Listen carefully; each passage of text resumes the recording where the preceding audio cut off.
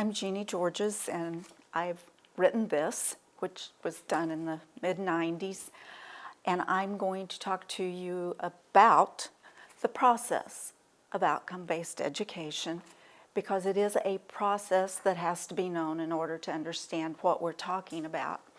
I'm going to start out by introducing some men to you that you may or may not have heard of. But I want to talk a little bit about Robert J. Marzano, because he was the author of Tactics for Thinking, where I got the information for the entire process that they talk about. He used as his reference Alexander Romanovich Luria, a Russian psychologist who was mentored by Vygotsky, a Russian psychologist and a dedicated Marxist. So we see that this is based in Marxist thinking. It is Marxist psychology that they're using. Luria was known for disorganization of mind and behavior.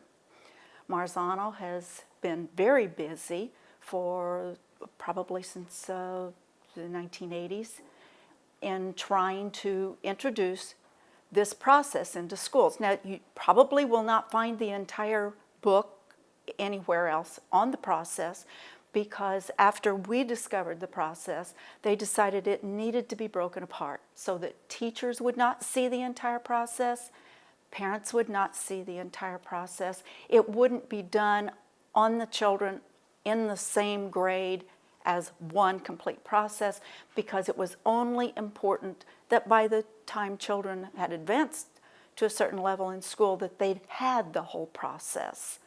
So the reason that I want to talk to you about Marzano is because, again, he has another program.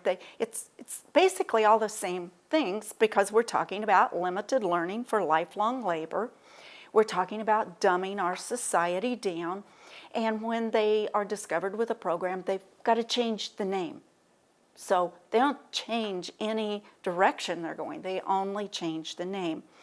Let me give you part of a quote from The Hero of Walden II. It's written by B.F. Skinner. The hero says, "By a careful cultural design, we control not the final behavior, but the inclination to behave, the motives, the desires, the wishes." So they're going to control how we think about what we're going to do. And then he goes on to say, the curious thing is that the question of freedom never arises. Right now, Marzano's working on the RISC program, and that is RISC, Reinventing Schools Coalition. They say that there's 1 million students owning their own learning, going at their own pace, determining their own future. We have to realize when they use the term learn, they use it in the sense that we learn to ride a bike, we learn to tie a shoe, we learn to bake a cake, we learn to mow the lawn. We're learning skills, as in lifelong labor skills. When we're educated, we gain knowledge. There's an entire difference between what they're talking about learning and being educated. Now, he gives an overview of this RISC program, and he said that the stakeholders drive the systematic change. You might ask, who are the stakeholders? Well, they say it's the parents, the businesses, and the community leaders. Now, why would business have a stake in your child's education? Because the school is going to be the labor training centers. They're going to train them in their locality for the jobs that the government says will be available in their locality. And they will only be given the education necessary to do the job that they are going to be programmed to do. Then they say all stakeholders develop leadership capacity. So that means that the parents, business people, and the community leaders will be leaders for your child. even though they're saying the child's going to determine their own. And when they're saying parents, they're just using the term to make you feel good about it, because this is all about feeling good while we're being dumbed down as a nation.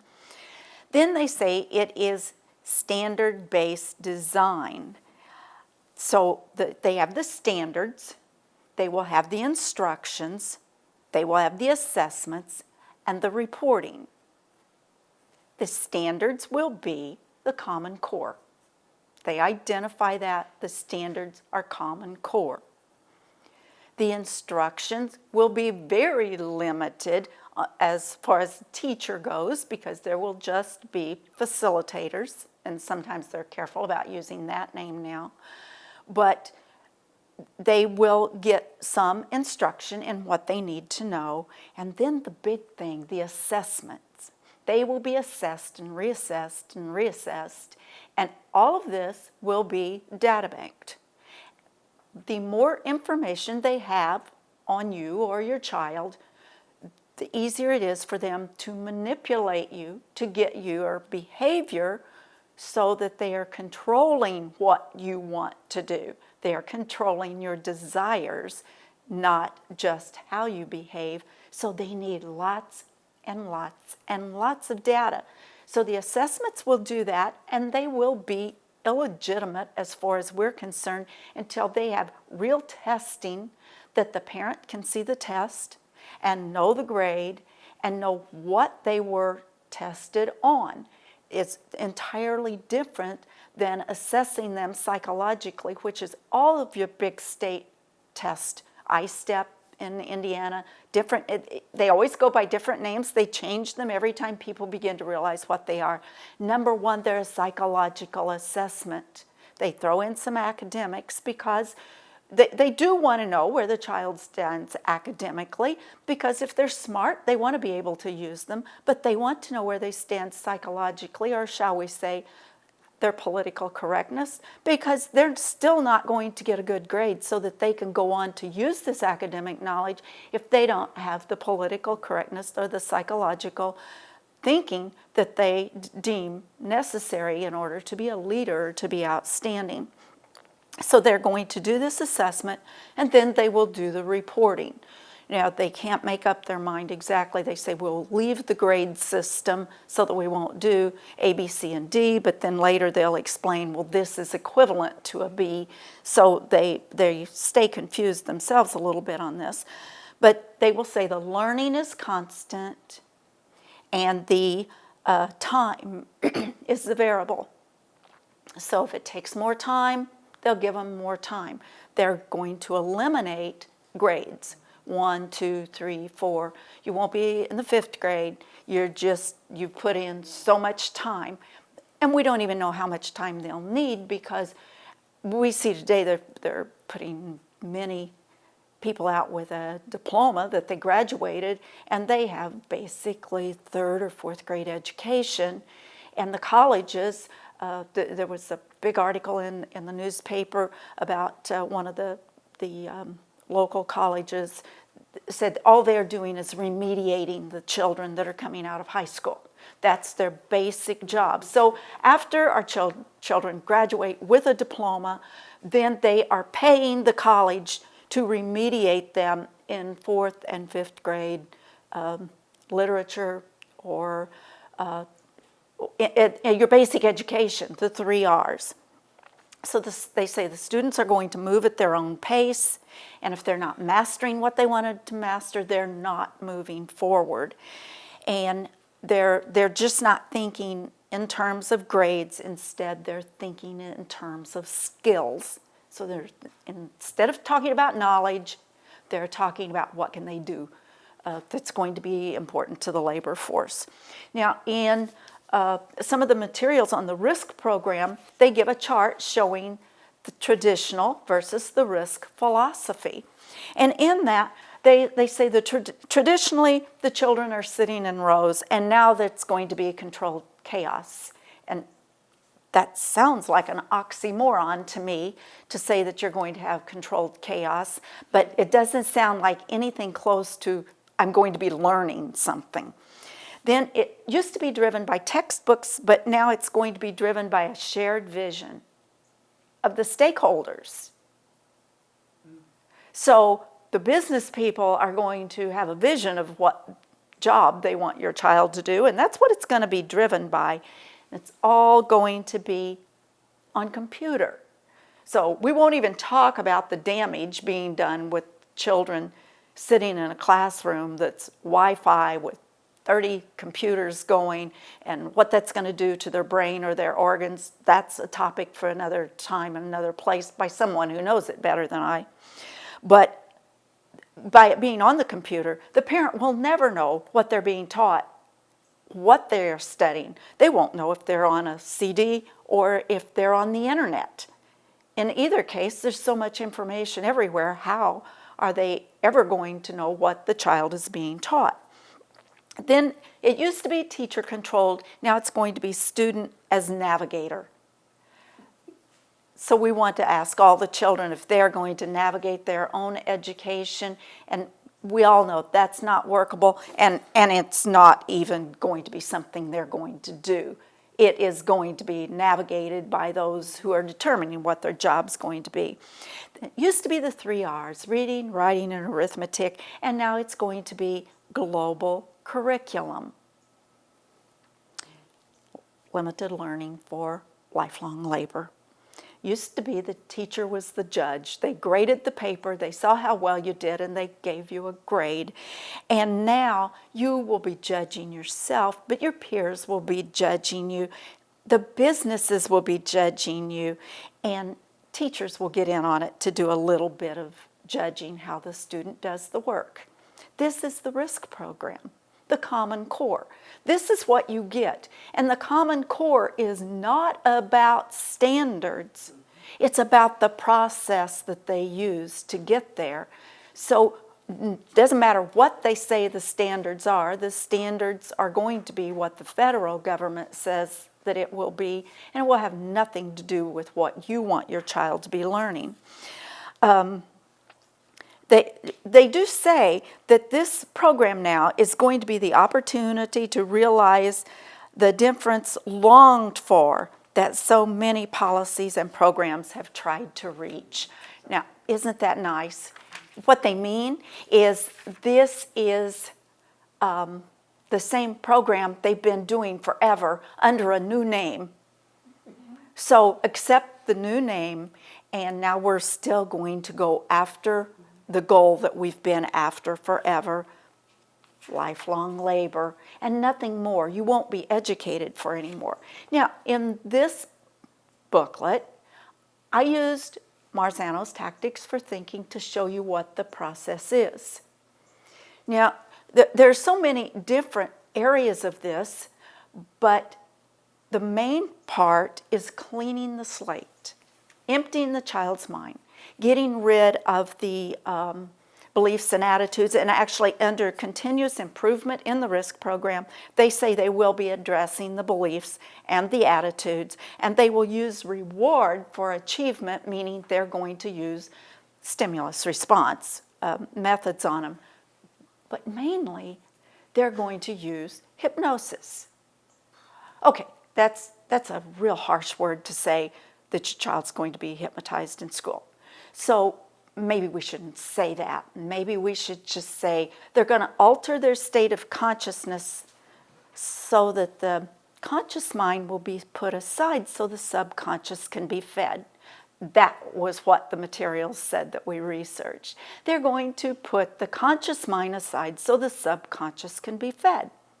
So they start out early with teaching them to relax and to empty their mind and to think sweet, empty thoughts and to just say a word. It doesn't matter which word they want. They don't have to go,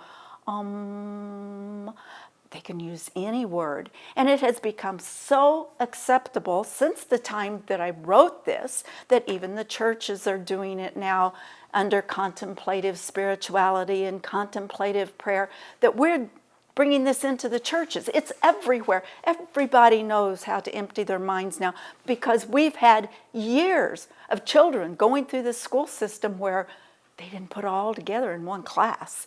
They spread it out so that the child learns how to put themselves into an altered state of consciousness. And we actually showed this in a debate in our community using the Eastern religions, how they go into meditation, using the Reader's Digest to show how to do self-hypnosis, and using Marzano's tactics for thinking for the instruction for the children, how to put themselves in an altered state of consciousness, even though they didn't tell the teachers that's what it was. You can see your children do it. Take a little child that's watching cartoon and you go into the room and you say, Johnny, time to pick up your toys. And they're sitting there watching the screen. The tongue's gone to the roof of the mouth. They're staring dead ahead and they never heard you. They have an altered state of consciousness. They're not hypnotized. They're not totally gone, but it's altered. So this is what they're teaching them to do. Now, when you teach a young child to alter their state of consciousness, it's much easier for them to do than an older person. But the more they practice, the easier it gets and the deeper they can go. So we have a society full of people who consciously or unconsciously know how to do this. And they can be led to do it very easily because they have practiced it some. So by putting them into this altered state of consciousness so that the conscious mind can be put aside while the subconscious is fed, they are emptying their minds. And now they want to get rid of all those old beliefs and those attitudes, you know, the things that mom and dad taught them. They want to get rid of that, so they do that. Then they've really got to dumb them down. They don't want a bunch of people running around being able to read. Even read their research, read where it came from. They don't want that. So they've got to dumb them down. They teach them that words have no meaning. We had a huge uproar in southwestern Indiana over a high school teacher teaching semantics, meaning, the meaning of words. And he was teaching this high school class that words had no meaning. And adults in their right mind could not even comprehend what in the world does he mean by words have no meaning. But take something like President Bush saying the terrorists are cowards. Really? Is that what a coward does? A coward doesn't go out trying to do damage to people, taking a chance they're going to be hurt. So we've misused words so much we don't even know what people mean by common words anymore. And you certainly do not know when you're going to the school board, either local or the state school board, and they're using new terms on you. It's semantic deception because they're saying, my word means something different to me than it does to you. Only they don't tell you that. They know it. So they do know the real meaning of the word, and they do know they're lying to you. But they've dumbed the language down. They really don't care if they learn to spell, and goodness knows, why do we need to spell? We can send text by just using consonants. We don't need vowels anymore. And so they're not teaching cursive writing. They're not teaching writing hardly at all. They think all we need is the texting, and if your battery's dead, you're dead. So when they get rid of all the books, because nobody can read them anyway, we are just going to step back to a third world nation. We won't have anybody able to know anything. After they get the slate cleaned and they've dumbed them down by any method or every method that they want to use, then they've got to modify the behavior. Well, in steps Marzano, you know, if you're going to modify their attitudes and their beliefs, you reward them for doing the good thing. Now, let me tell you how good families are setting their children up for this all the time. They learn that they must be rewarded for good behavior. You tell your child to do something, and if they do that, they get a mark, maybe. we'll put a mark on the board, and you get so many marks, and then you get something else. This is opposed to telling the child to do something and standing there until they do it. If you just train them that I said do it, I mean do it, and you stand there till they do it, they get in the habit of doing what's right because it's right. Now, when you train them that they get a mark, or they get to put a little marble in a jar, and then when the jar gets so full, then they get something better, you are teaching them that if they have a stimulus and then a good response, that's how they behave. So when they get to school and they're rewarded for doing something that you don't like, this is their behavior now. They're going to do it because they got a reward. And when they get with the wrong group in school, but they're very accepted, and maybe they're to try drugs, when they get a good response, they're going to do things for the reward, not because they're right. So you don't want to train children to do things for reward. You teach them to do it because it's right, or it's good, or it's proper. You don't want their mindset being, I've got to do it for reward. This is what they will do with them in school. They will use the stimulus response. They will use all kinds of animal training techniques. They will do anything that makes your child feel good in order to get the proper behavior. And then eventually they change their attitudes and their desires, because just like your puppy who does tricks for peanut butter, they are going to do whatever they are taught to do in their workplace. This will be lifelong behavior for them, that they will not understand when you tell your teenager, okay, now be good. First of all, they're not even going to understand what does good mean. And then they're only going to think that it means if it makes me feel good. So you've said a nonsense statement to them that they have no clue what you're even talking about. With all of this that they're going to do, they will use the dialectic process on them, because this is the way Marxists think, and this is their methodology. You can get lots of definitions, or explanations, I should say, of the dialectic process, but it's starting out with something that you know is true, and they want to move it.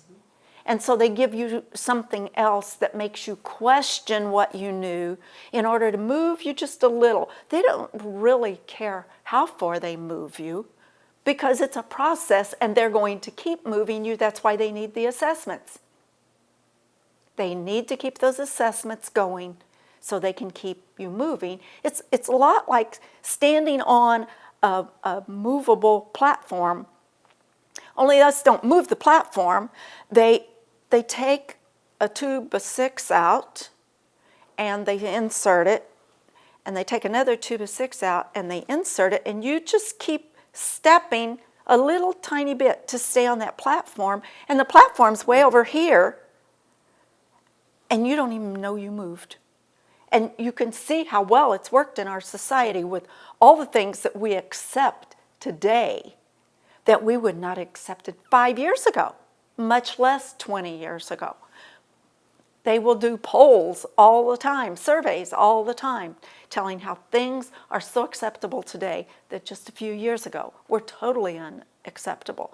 It's not just in the schools, it's in our families, it's in our churches, it has permeated our society. So they will use the dialectic on these children, they will change their behavior, they don't care what you've taught them at home. And they will make the reward good, so that if you've not trained them right and wrong, you lose, because your reward would have to be better than theirs. After they've gone through cleaning the slate, dumbing them down, modifying their behavior, confusing their values, they're going to assess and reassess, remediate, assess, remediate, assess. And this is why we, in talking about the Common Core, we have to get back to basic education, pre-1965. But we've got to maybe deal with them in specific areas, and we've got to say, we want them tested with a test the parent can see. We want the test with the grade on it sent home. Let the parents, let the community know what in the world the assessment, or we prefer the word testing because you just assess products, and we don't think of our children as human resources. We think of them as people made in the image of God, not a resource like coal and oil. So we don't want them assessed, we want them tested. And we want to see what in the world was the test about. So we've got to object to all of the assessments that we've known for years were generally psychological assessments. And it's hard on the child when they take a test. They're told it's going to be academic. The teachers will drill and drill and drill and drill on academics, and then they take it and it's psychological with a few academics thrown in. So when you understand that whole process, this is what critical thinking is in their terms. Critical thinking is the Marxist thinking. It's the dumbed down thinking. It is the politically correct thinking. It will make us good drones for limited learning for lifelong labor. So we go back to the hero from Walden 2, and he says, by careful cultural design, we control not the final behavior, but the inclination to behave. The motives, the desires, the wishes. The curious thing is that the question of freedom never arises.